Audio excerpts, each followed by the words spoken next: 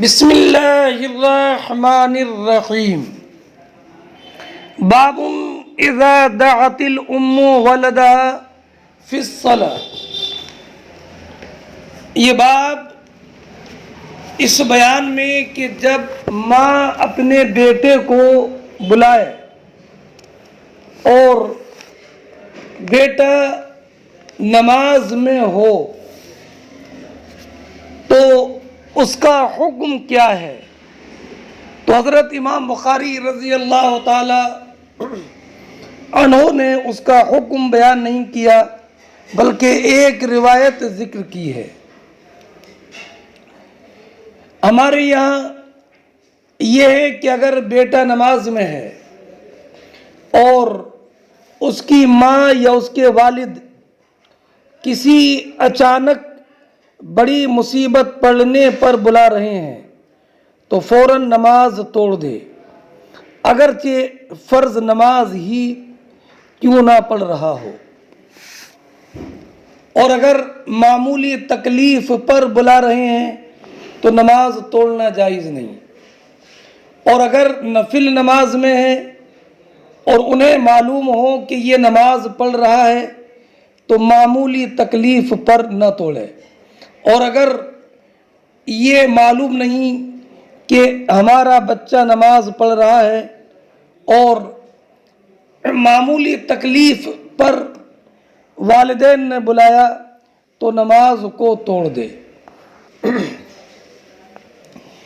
ہاں، نبی کریم صلی اللہ تعالی علیہ وسلم کے خصائص میں سے ہے کہ اگر حضور کسی کو بلائیں اور وہ نماز پڑھ رہا ہے تو اس پر واجب ہے کہ فوراً جواب دے اور اس کی نماز باطل نہیں ہوگی۔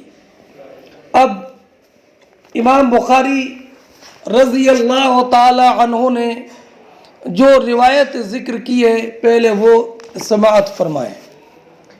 وقال اللیث حدثنی جعفر بن ربیعہ عن عبد الرحمن بن ہرمز قال قال ابو ہریرہ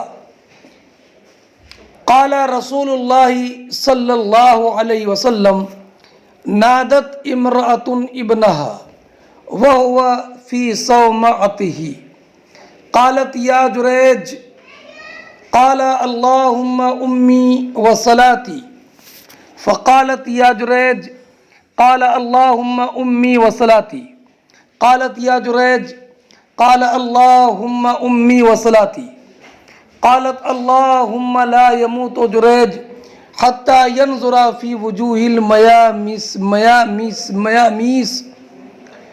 وكانت تأوي إلى صومعته راعية ترعى الغنم فولدت فقيل لها ممن هذا الولد قالت من جريج نزل من صومعته قال جريج أين هذا التي تزعم أن ولدها لي قال يا بابوس من أبوك قال راعي الغنم۔ اب سند دیکھیں۔ وقال اللیث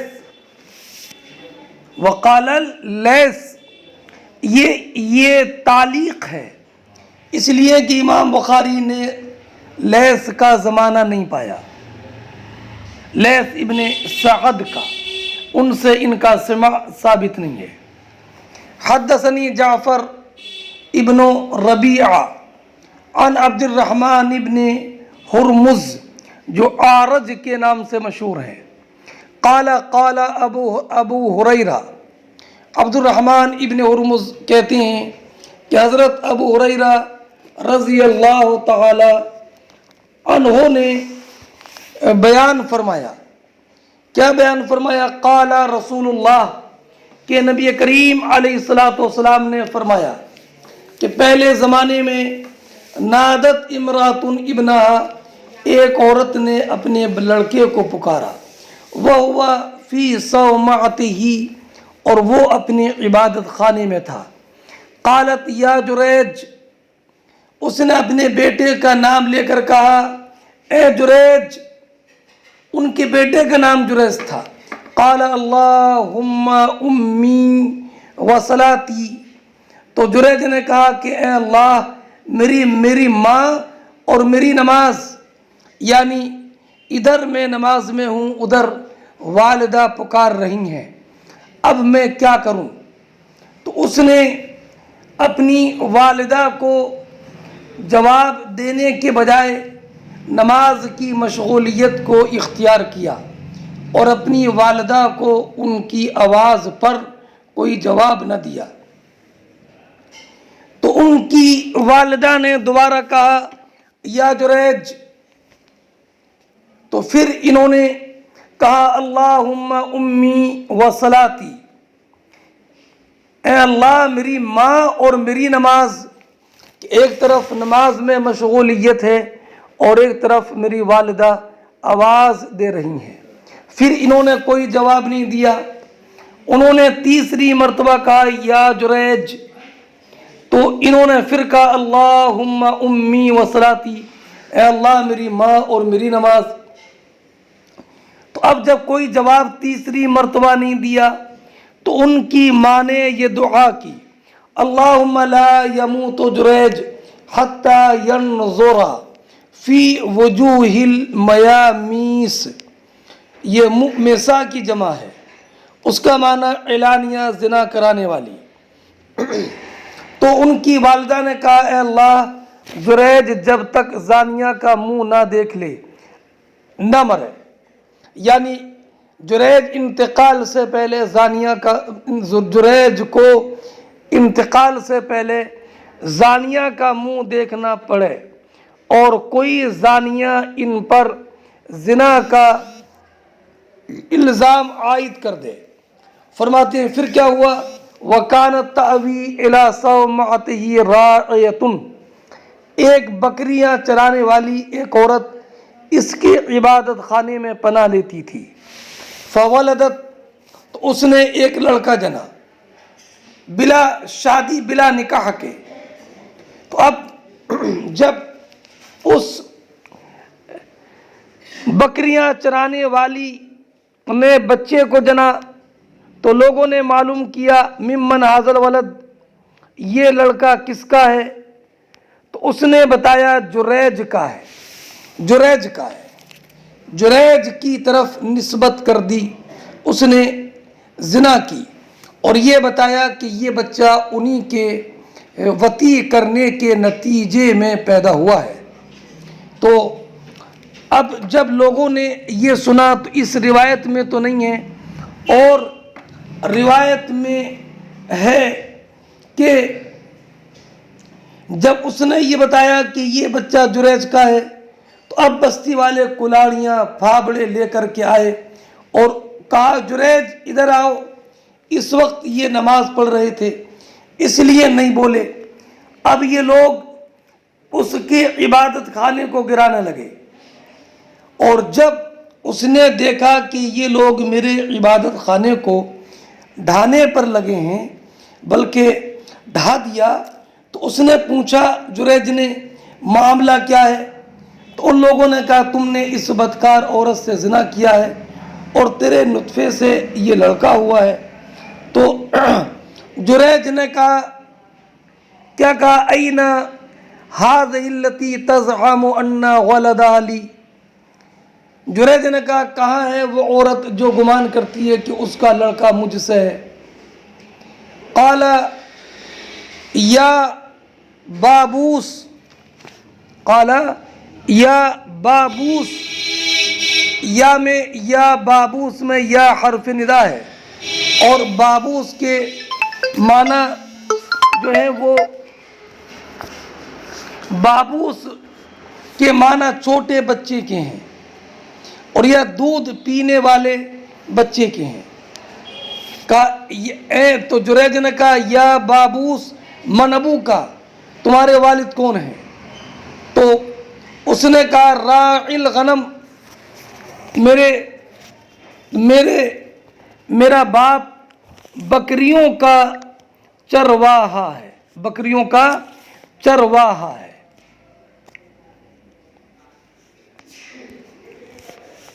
اب جب اس دودھ پیتے بچے نے یہ شہادت دے دی کہ میرا باپ بکریوں کا چرواہا ہے، تو اب کیا تھا، لوگ جریج پر ٹوٹ پڑے اور ان کے ہاتھوں کو بوسہ دینے لگے اور کہا کہ ہم تیرے عبادت خانے کو سونے کا بنا دیں گے۔ تو اس نے کہا کہ نہیں، بلکہ جیسے پہلے مٹی کا تھا ویسی بنا دو۔ لوگوں نے ویسے ہی بنا دیا۔ تو اللہ رب العزت نے جریج کی والدہ کی وہ دعا کہ جریج کے انتقال سے پہلے اللہ جریج زانیہ کا منہ دیکھ لے، تو اللہ رب العزت نے ان کی والدہ کی یہ دعا قبول فرمائی۔ تو اس سے یہ معلوم ہوا کہ پہلے ان کی شریعت میں نماز میں کلام کرنا ممنوع نہیں تھا۔ اگر ممنوع ہوتا تو جواب اگر انہوں نے اپنی والدہ کا نہیں دیا تھا اور نماز میں کلام کرنا ممنوع تھا تو ان کے خلاف ان کی والدہ کی دعا قبول نہیں ہوتی۔ ان کی شریعت میں نماز میں کلام کرنا جائز تھا، اس کے باوجود انہوں نے اپنی ماں کی آواز، اپنی ماں کے پکارنے پر کوئی جواب نہیں دیا، اس لیے ان کی والدہ کی دعا ان کے حق میں کہ زانیہ کا منہ دیکھے یہ قبول ہوئی۔ اور ہماری شریعت میں بھی شروع میں نماز میں کلام کرنے کی اجازت تھی، بعد میں جب یہ آیت کریمہ نازل ہوئی وَقُومُوا لِلَّهِ قَانِتِينَ، تو اب نماز میں کلام کرنا ممنوع قرار دے دیا گیا۔ اس لیے اب کسی بھی نمازی کے لیے یہ جائز نہیں ہے کہ وہ اپنی نماز توڑ کر کے کسی کی آواز پر لبیک کہے، اس لیے کہ نبی کریم صلی اللہ تعالی علیہ وسلم نے ارشاد فرمایا لا طاعۃ لمخلوق فی معصیۃ الخالق۔ ہاں، چونکہ اگر کوئی سخت آفت نہیں ہے، کسی معمولی ضرورت کی وجہ سے والدین میں سے کسی نے پکارا، تو اب مستحب یہ ہے کہ اپنی نماز کو ہلکا کرے، قرات ہلکی کرے اور نماز سے فارغ ہو کر اپنی پکارنے والے والد یا والدہ کی آواز پر حاضر ہو جائے۔ اس سے یہ بھی معلوم ہوا کہ اولیاء سے کرامت کا وقوع ہوتا ہے، اور یہی جمہور اہل سنت کا مذہب ہے، برخلاف معتزلہ کے۔ یہ جمہور علماء اہل سنت کا جو لفظ ہے یہ معتزلہ کے مقابل، ورنہ تمام اہل سنت کرامات اولیاء کے قائل ہیں۔ اور یہ بھی کہ ولی کی کرامت کبھی اس کے اختیار اور اس کی طلب پر بھی ہوتی ہے۔ اور یہ بھی معلوم ہوا کہ انسان کو عبادت کے معاملے میں مضبوط رہنا چاہیے کہ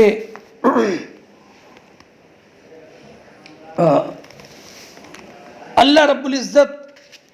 اچھا، ایک بات یہ بھی معلوم ہوئی کہ جریج عبادت کے معاملے میں پختہ تھے اور نماز میں خشوع کے التزام کی وجہ سے انہوں نے اپنی والدہ کی آواز پر لبیک نہیں کہا تھا، اپنی کسی ضرورت کی وجہ سے نہیں بلکہ اپنی نماز میں خشوع کے التزام کی وجہ سے۔ تو اللہ رب العزت جل جلالہ نے ان کی والدہ کی دعا تو قبول فرمائی، مگر التزام خشوع فی الصلاۃ کی وجہ سے اللہ رب العزت جل جلالہ نے جریج کے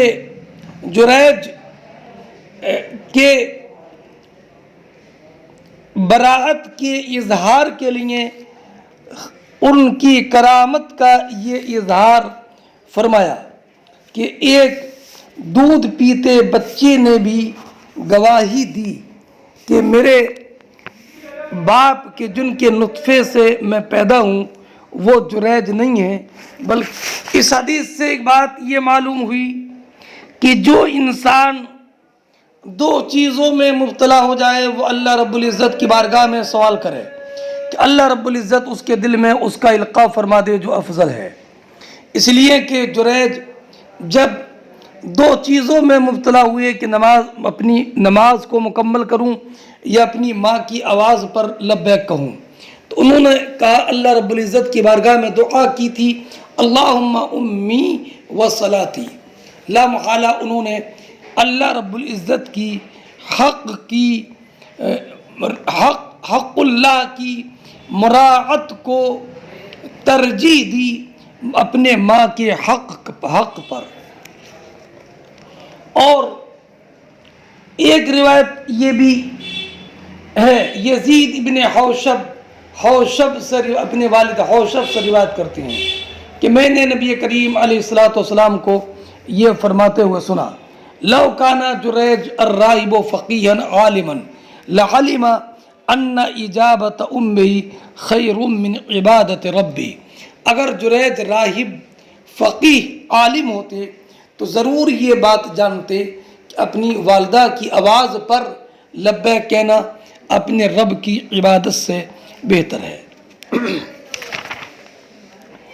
اور اس حدیث سے بعض علماء نے یہ بھی ثابت کیا ہے کہ جیسے حلال وطی سے نسب ثابت ہوتا ہے ویسے ہی حرام وطی سے بھی نسب ثابت ہوتا ہے،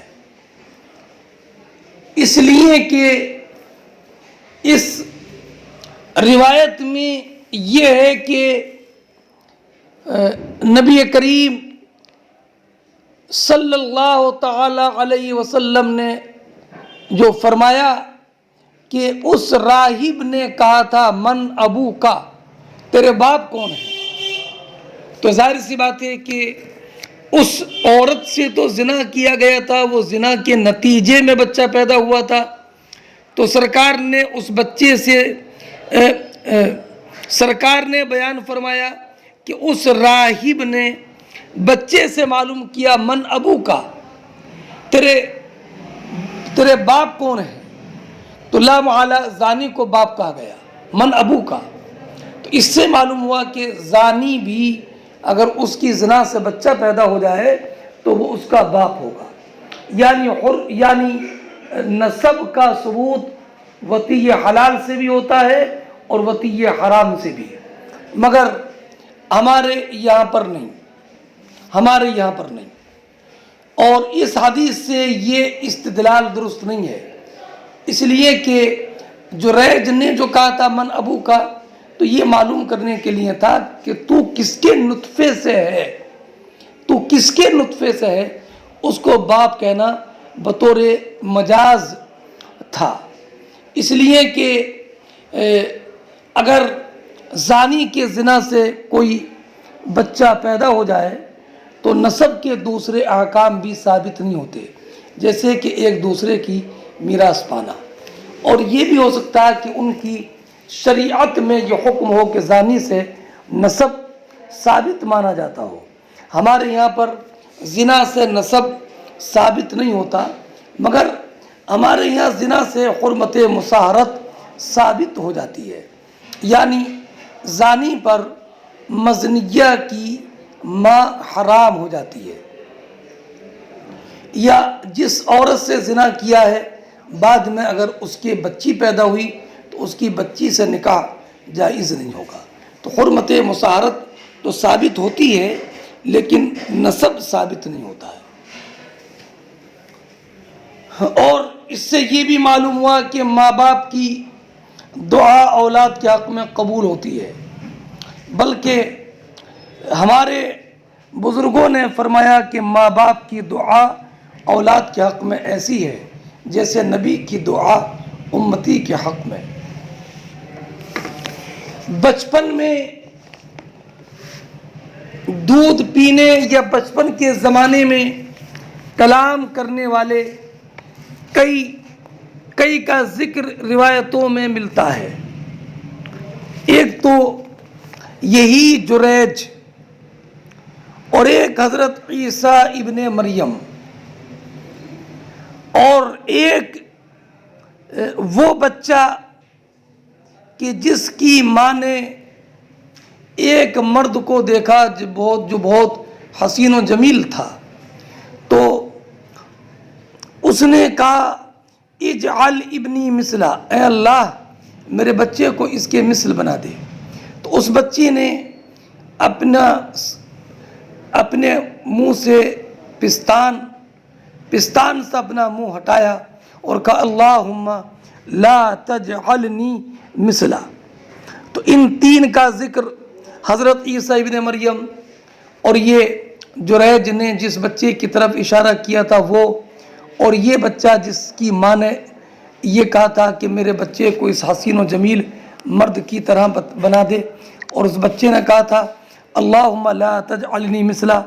ان تین کا ذکر بخاری مسلم شریف کی حدیث میں ہے، اور حضرت یحییٰ ابن زکریا علیہ السلام کے بارے میں بھی ہے۔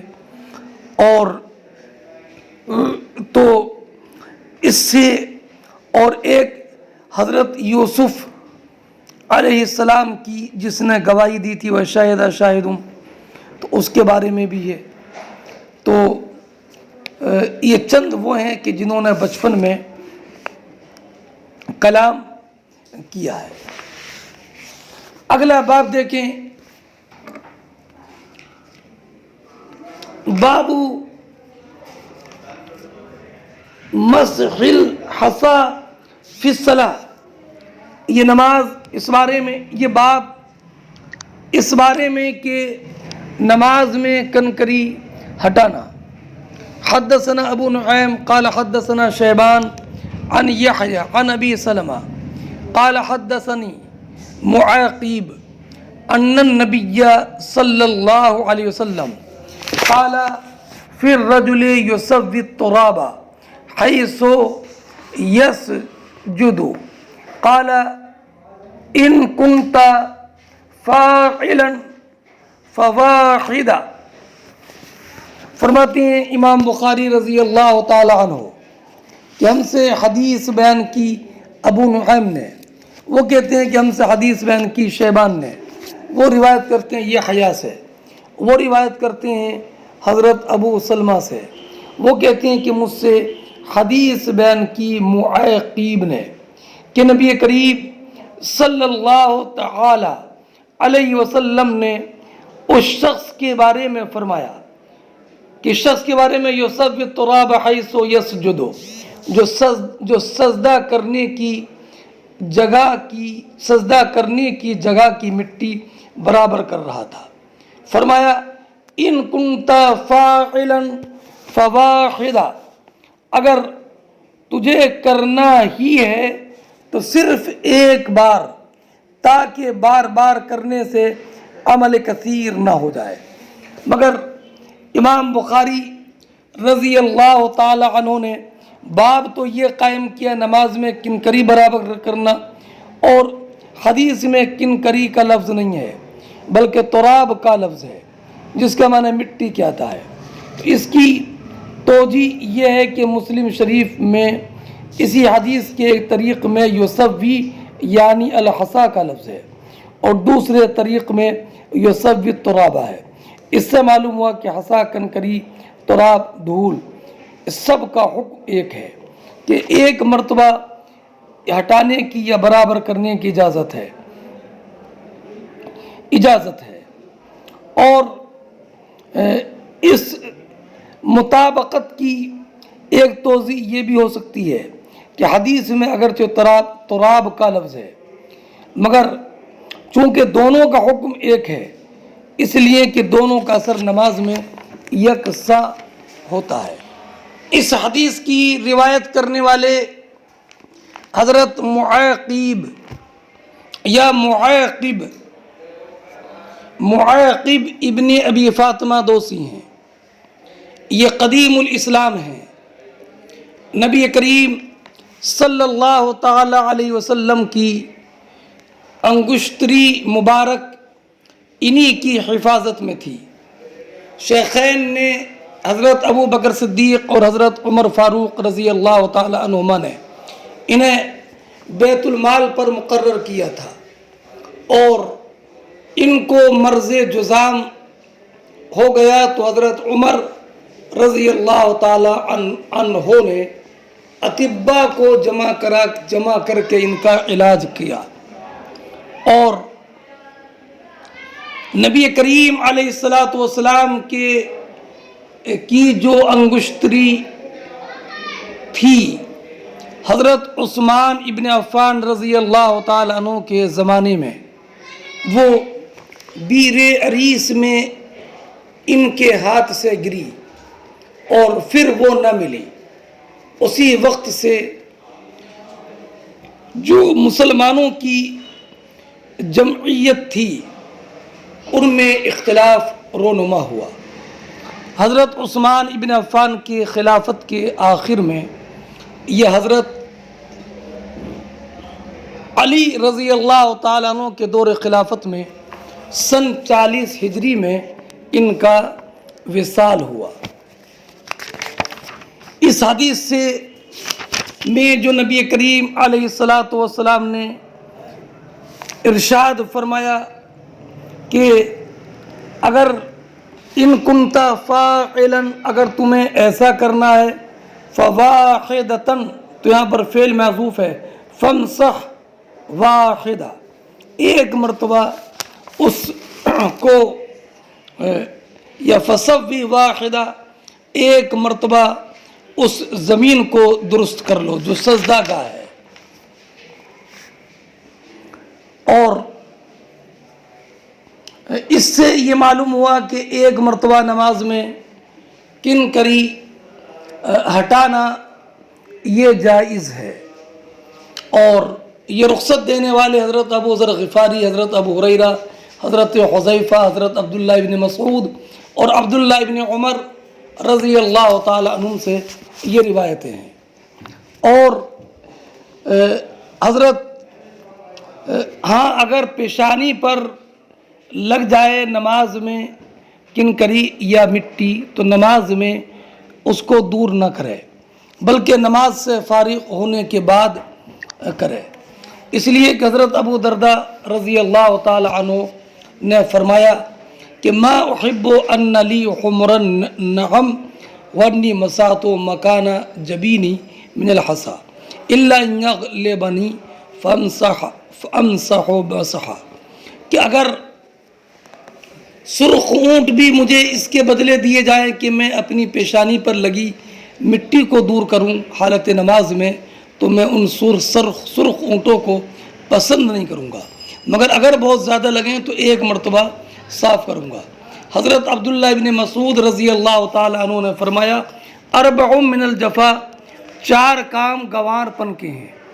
پہلا کام یہ کہ ان تصلی الی غیر سترہ، سترے کے بغیر تم نماز پڑھو، یا اپنی پیشانی کو صاف کرو نماز مکمل کرنے سے پہلے، او تبول قائمہ، یا تم کھڑے ہو کر کے پیشاب کرو، او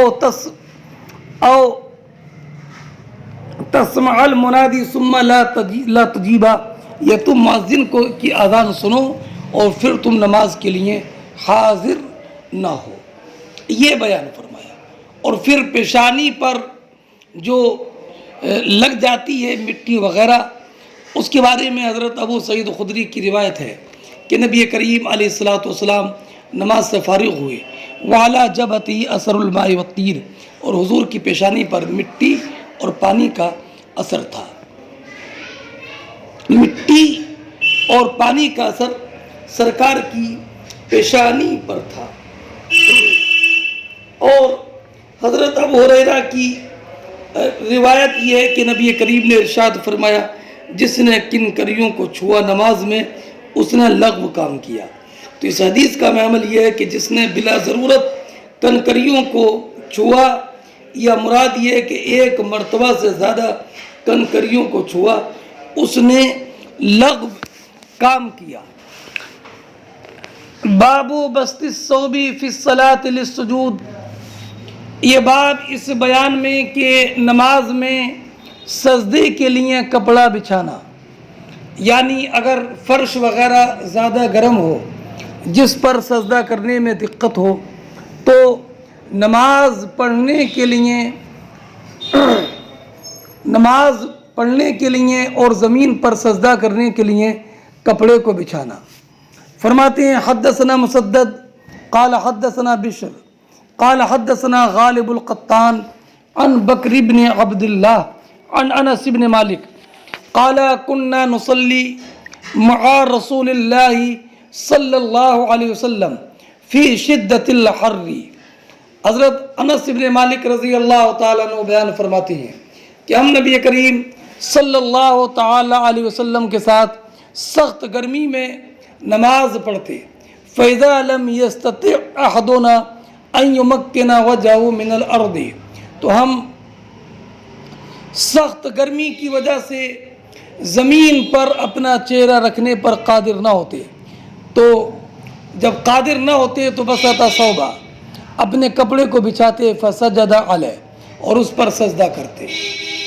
باب ما یجوز من العمل فی الصلاۃ، یہ باب اس بیان میں کہ نماز میں عمل جائز ہے، یعنی اگر نماز میں عمل کثیر ہو تو نماز فاسد ہو جائے گی، لیکن اگر عمل قلیل اور عمل یسیر ہو تو یہ مفسد نماز نہیں ہے۔ حدثنا عبداللہ ابن مسلمہ قال حدثنا مالک عن ابی النضر عن ابی سلمہ عن عائشہ قال كنت امد رجلی، اور ایک روایت ایک میں ہے رجلیہ فی قبلۃ النبی صلی اللہ علیہ وسلم وهو يصلي فإذا سجد غمزني فرفعتها فإذا قام مددتها۔ عائشہ صدیقہ رضی اللہ تعالی عنہ بیان فرماتی ہیں کہ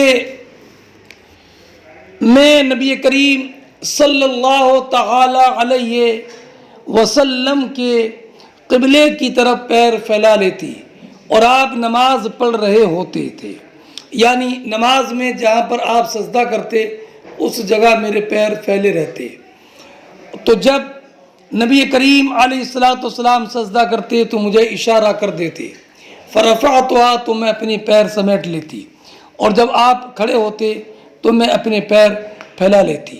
تو لا محالہ نبی کریم صلی اللہ تعالی علیہ وسلم کا حالت نماز میں حضرت عائشہ کو اشارہ کرنا یہ عمل کثیر ہے، اس سے یہ عمل کثیر نہیں ہے بلکہ یہ عمل قلیل ہے، تو اس سے معلوم ہوا کہ عمل یسیر مفسد نماز نہیں ہے۔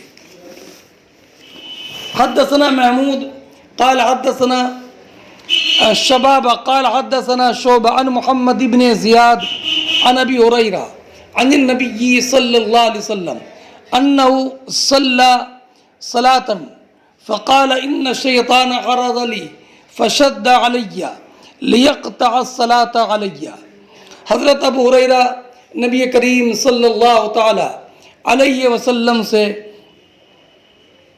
صلی اللہ تعالی علیہ وسلم کے بارے میں بیان فرماتے ہیں کہ نبی کریم علیہ السلام نے نماز پڑھائی، اور نماز پڑھانے کے بعد فرمایا ان الشیطان عرض لی، بے شک شیطان میرے سامنے آیا فشد علی لیقطع الصلاۃ علی، تو اس نے مجھ پر حملہ کیا تاکہ مجھ پر نماز کو قطع کر دے، نماز کو توڑا دے، تو اللہ رب العزت نے مجھے اس پر قابو دیا، فضاعتہ، تو میں نے اس کو دفع کر دیا۔ تو یہ دفع کرنا حالت نماز میں تو ہوا، تو اس سے معلوم ہوا کہ عمل قلیل مفسد نماز نہیں ہے۔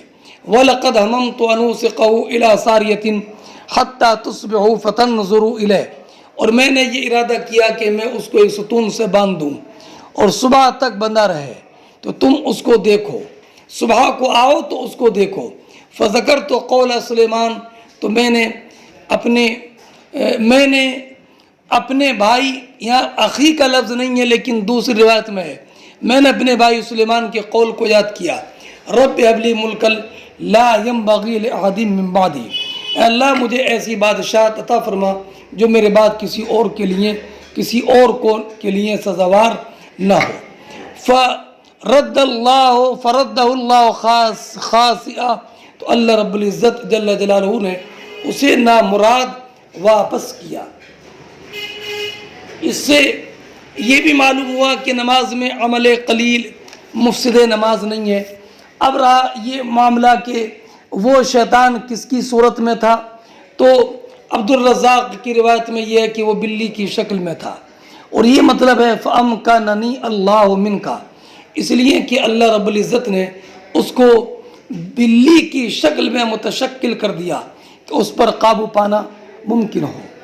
اور رہا یہ معاملہ کہ حضرت سلیمان علیہ السلام کی بادشاہت تو یہ تھی کہ ہوائیں ان کے تابع فرمان تھی، پرندے اور پہاڑ ان کی تسبیح کا جواب دیتے تھے اور ان کے ساتھ تسبیح کرتے تھے۔ تو خالی اگر شیطان کو ستون سے باندھ دیتے تو اس میں سلیمان علیہ السلام کی بادشاہت میں تو شرکت نہیں ہوئی، تو نبی کریم علیہ السلام نے اس سے اعتراض کیوں فرمایا؟ جواب یہ ہے کہ آپ نے اس بادشاہت کی جنس میں شرکت سے بھی اعتراض کیا۔ اب اس سے یہ بھی معلوم ہوا کہ عمل یسیر مفسد نماز نہیں ہے، اور اسی سے یہ معلوم ہوا کہ اگر کسی نے نماز میں ایک مرتبہ مکھی یا مچھر مار دیا، یا گزرنے والے کو سامنے سے ہٹا دیا، یا اشارہ کیا، یا ہلکا سا التفات ادھر ادھر ہو گیا، یا ایک قدم آگے پیچھے بڑھ گیا، یا بچھو کو مار دیا بلا عمل کثیر کے، تو اس سے مفسد نماز نہیں ہوگی، مگر یہ جب کہ اس سے نماز میں کھیل کرنا نمازی کا مقصود نہ ہو، یہ نماز کو ہلکا نہ جانے تب۔ فرماتے باب اذا انفلت الدابۃ فی الصلاۃ، یہ باب اس بارے میں کہ اگر انسان کی سواری بھاگ جائے اور یہ انسان نماز میں ہو تو کیا کرے کا مطلب کہ اس وقت میں کیا سواری کا پیچھا کرے کہ اپنی نماز کو مکمل کرے۔ وقال قتادہ ان اخذ ثوبه يتبع السارق ويدع الصلاۃ، حضرت قتادہ نے فرمایا کہ اگر اس کا کپڑا چھین لیا جائے اور یہ نماز میں ہو تو یہ نمازی نماز چھوڑ کر جو ہے وہ چور کا پیچھا کرے۔ اس سے یہ معلوم ہوا کہ اگر اپنے مال کے جانے کا اندیشہ صحیح ہو تو نماز توڑنا جائز ہے، مال سے اہم جان ہے، اگر جان جانے کا یا عضو کے کاٹے جانے کا یا ضرب شدید کا یا لمبی قید کا اندیشہ ہو تو بھی اجازت ہے، البتہ تھوڑے سے مال کے لیے نماز توڑنا جائز نہیں ہے۔ اب امام بخاری رضی اللہ تعالی عنہ نے ازرق ابن قیس کی ایک روایت ذکر کی ہے۔ ازرق ابن قیس کی سن 65 ہجری میں جب خوارج سے جنگ ہوئی تو اس جنگ میں حضرت ازرق ابن قیس یہ بھی شریک تھے اور ابو برزہ اسلمی بھی شریک تھے۔ اسی وقت کا یہ واقعہ بیان فرماتے ہیں کہ حضرت ابو برزہ اسلمی رضی اللہ تعالی عنہ نماز پڑھ رہے تھے کہ آپ کی جو سواری تھی اور جانور تھا، سواری کا وہ اس کی لگام آپ پکڑے ہوئے تھے۔ دوسری روایت میں اس کی تفصیل ہے، وہ میں آپ کے سامنے عرض کر رہا ہوں۔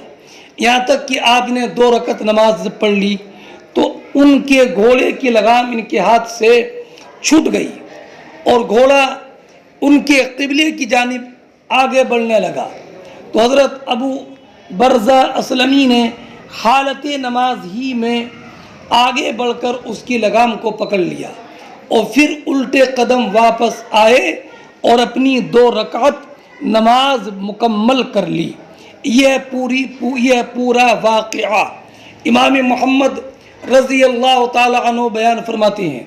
اسی کو ہم لیتے ہیں کہ اگر نمازی نے اسی کو ہم لیتے ہیں اس لیے کہ حضرت ابو برزہ اسلمی رضی اللہ تعالی عنہ اپنے الٹے قدم واپس ہوئے تو یہاں پر قبلے کی رخ قبلے جانب ان کا رخ ہوا، استدبار قبلہ نہ ہوا، اس لیے انہوں نے اپنی اگلی 2 رکعت مکمل کر لی۔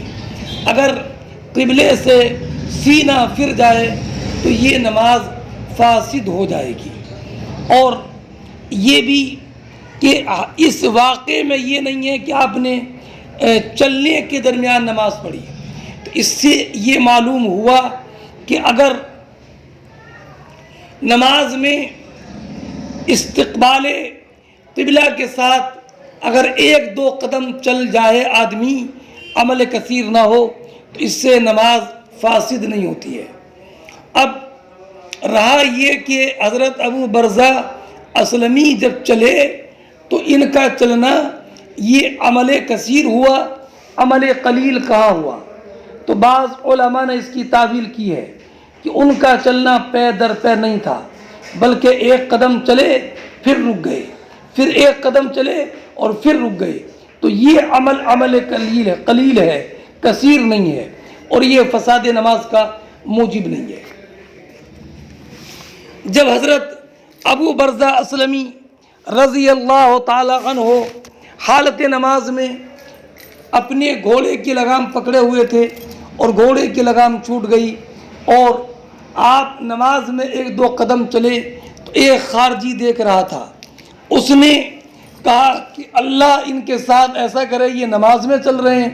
تو حضرت ابو برزہ اسلمی رضی اللہ تعالی عنہ نے فرمایا کہ میں نبی کریم صلی اللہ تعالی علیہ وسلم کے ساتھ 6 یا 7 یا 8 غزوات میں شریک رہا، میں ان آسانیوں کو جانتا ہوں جو نبی کریم علیہ السلام نے اختیار فرمائی، اور فرمایا میں اپنی سواری کے ساتھ واپس جاؤں، مجھے یہ زیادہ پسند ہے اس سے کہ میں اپنی سواری کو یوں چھوڑ دوں اور اس سواری کا گم ہونا میرے لیے شاق ہو۔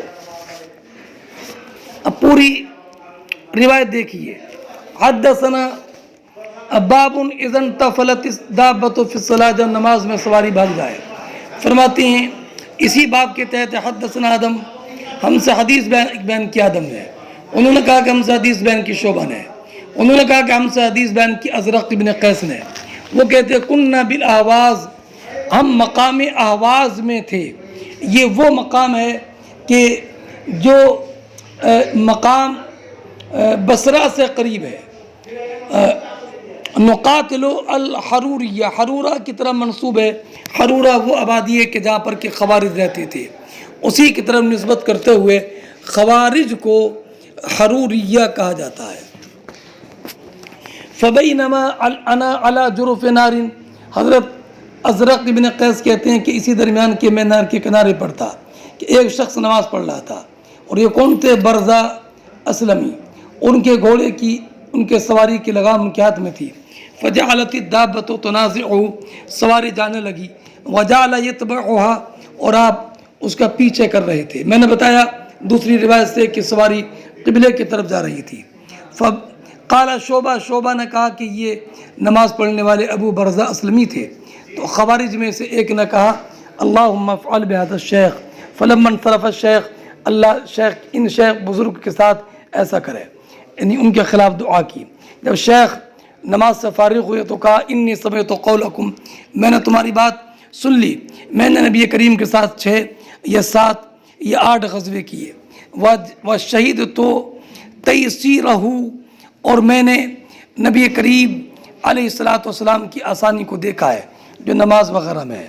وإنی ان کنت ان ارجع مع دابتی احب الیہ، اور بے شک مجھے اپنی سواری کے ساتھ واپس جانا اس سے زیادہ پسند ہے کہ میں اس کو چھوڑ دوں کہ وہ ترجع الی مالفہا، اپنی چراگاہ میں چلی جائے. فیشق. حدثنا محمد بن مقاتل قال اخبرنا عبد الله قال اخبرنا يونس عن الزهري عن عروة قال قالت عائشة خسفت الشمس فقام رسول الله صلى الله عليه وسلم فقرأ سورة طويلة ثم ركع فأطال ثم رفع رأسه ثم استفتح بسورة أخرى ثم ركع حتى قضاها وسجد ثم فعل ذلك في الثانية یا الثانیتا. امام بخاری فرماتے ہیں کہ ہم سے حدیث بیان کی محمد بن مقاتل نے، انہوں نے کہا کہ ہم کو خبر دی عبداللہ ابن مبارک نے، انہوں نے کہا کہ ہم کو خبر دی یونس نے، وہ روایت کرتے ہیں امام زہری سے، وہ روایت کرتے ہیں عروہ ابن زبیر سے. عروہ ابن زبیر کہتے ہیں کہ عائشہ صدیقہ رضی اللہ تعالی عنہ نے بیان فرمایا خسفت الشمس، کہ سورج کو گہن لگ گیا.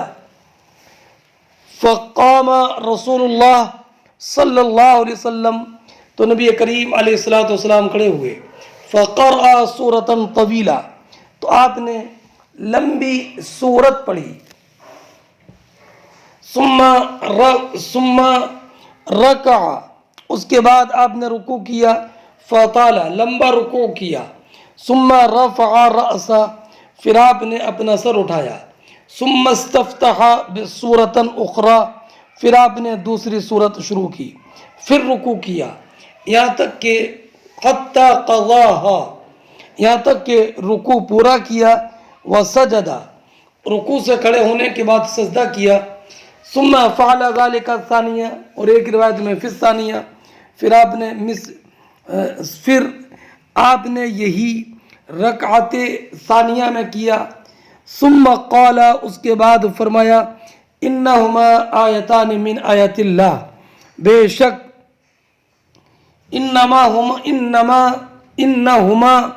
ہما کا مرد شمس و قمر ہے. شمس کا ذکر پہلے ہو چکا ہے اور قمر کا ذکر اگرچہ نہیں ہے، لیکن شمس کے ساتھ قمر کا تصور لازماً ہوتا ہے، اس لیے ہما کا مرد شمس و قمر ہے. انہما من آیات اللہ، بے شک شمس و قمر اللہ کی نشانیوں میں سے ہیں. بے شک شمس و قمر، سورج چاند اللہ کی نشانیوں میں سے ہیں. فَإِذَا رَأَيْتُمْ ذَلِكَ، جب تم یہ دیکھو کہ سورج میں گہن لگ گیا، تو فَصَلُّوا، تو تم نماز پڑھو، تم نماز پڑھو. اور فَإِذَا رَأَيْتُمْ ذَلِكَ کا مردہ گہن لائیں تو دونوں کو عام ہو جائے گا کہ جب گہن دیکھو تو نماز پڑھو. حَتَّى يُفْرَجَ عَنْكُمْ، حَتَّى يُفْرَجَ عَنْكُمْ، یہاں تک کہ تم سے کشادگی ہو جائے اور وہ گہن کھل جائے.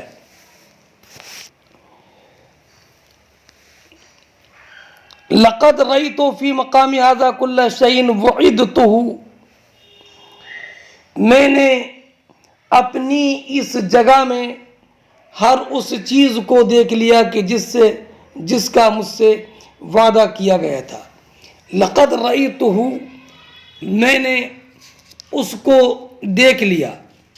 اريد ان آخذ قطفا من الجنہ حين رأيتموني جعلت اتقدم.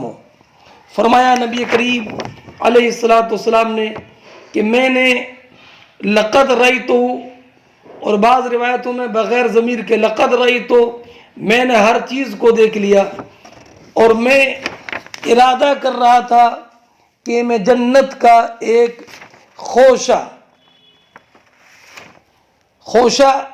لے لوں. حین رأیتمونی جعلت اتقدم، جب کہ تم نے مجھے دیکھا کہ میں آگے بڑھ رہا تھا.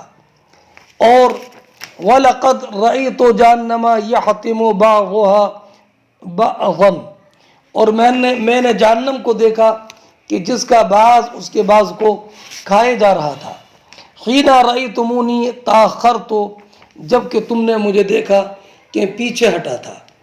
اور نبی کریم علیہ الصلوۃ والسلام نے ارشاد فرمایا وَرَأَيْتُ فِيهَا عَمْرَ بْنَ لُحَيْ، اور میں نے جہنم میں عمر ابن لحی کو دیکھا. وَهُوَ الَّذِي سَيَّبَ السَّوَائِبَ، اور یہ عمر ابن لحی وہی ہے جس نے عرب میں جانوروں کو بتوں کے نام پر چھوڑنے کا رواج نکالا اور رسم بنائی.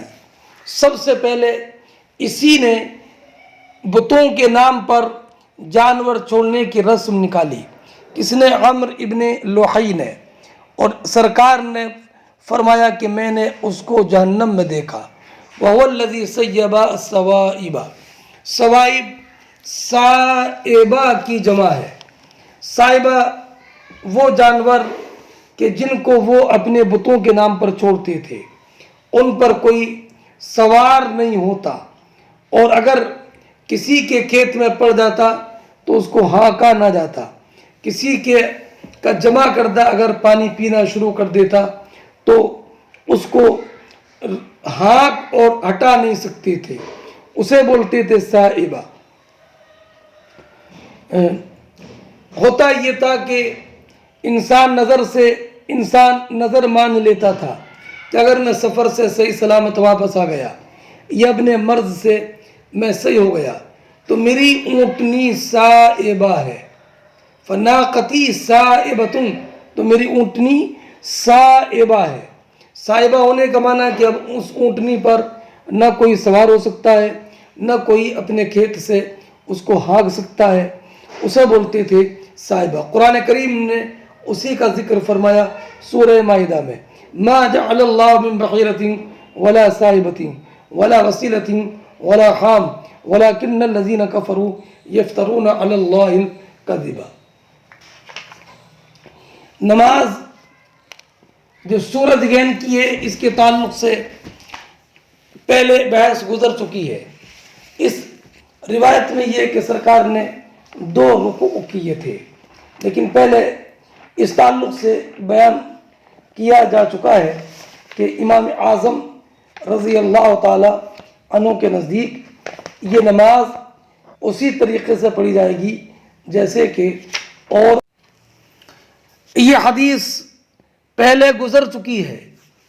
امام بخاری رضی اللہ تعالی عنہ نے اس حدیث کو یہاں پر اس لیے ذکر کیا کہ اس میں نبی اکرم صلی اللہ تعالی علیہ وسلم کے نماز میں آگے بڑھنے اور پیچھے ہٹنے کا ذکر ہے.